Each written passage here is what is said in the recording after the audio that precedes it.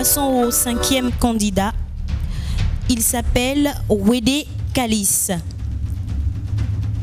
Le titre de sa thèse, Homosexualité au Bénin entre exclusion et tolérance sociale.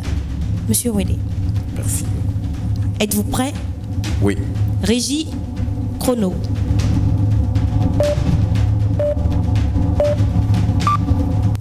Bienvenue dans l'univers des pathologies. Nous partons d'une certaine historicité de Jean Kokou, un ami, un voisin à nous, qui au fil du temps a commencé par avoir son état d'amaigrissement très élevé. Admis dans une formation sanitaire de la place, il s'est révélé que ce dernier est porteur d'un agent pathogène nommé le VIH-Sida. Cet agent pathogène responsable de l'état déficitaire de notre système immunitaire, je veux nommer les gendarmes qui nous protègent. Ces gendarmes étant détruits, nous souffrons d'importantes pathologies qui sont les maladies opportunistes générées par le virus VIH-Sida. Cette pathologie a fait l'objet de grandes mobilisations, à la fois scientifiques, économiques et autres, pour que la plupart des pays, depuis 1981, puissent disposer d'une politique publique en la matière, laquelle est faite des mesures préventives pour éviter le taux de transmission d'une couche à une autre, puisque les diverses personnes n'ont pas la même proportion dans cette contamination.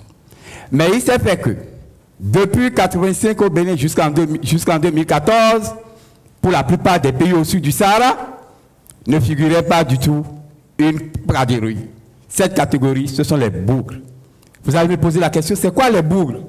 Les bougres, ce sont des personnes comme vous et moi, qui, pour aller aux cuisses, se retrouvent entre eux, c'est-à-dire le bâton à un bout se retrouve entre lui-même et le mont fendu se retrouve entre lui-même. Nous sommes allés chercher les mobiles.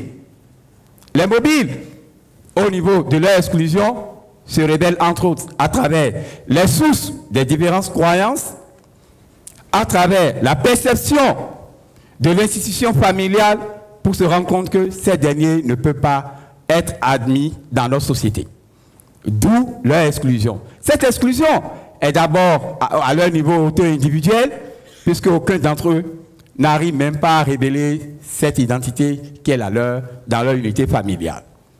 Mais le paradoxe, au même moment que nous voulons préserver l'institution sociale qui est la nôtre, les programmes de développement nous interpellent, puisque cette pathologie décime une bonne partie de la population humaine.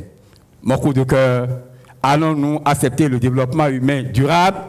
Allons-nous nous préserver de l'institution sociale qui est la nôtre?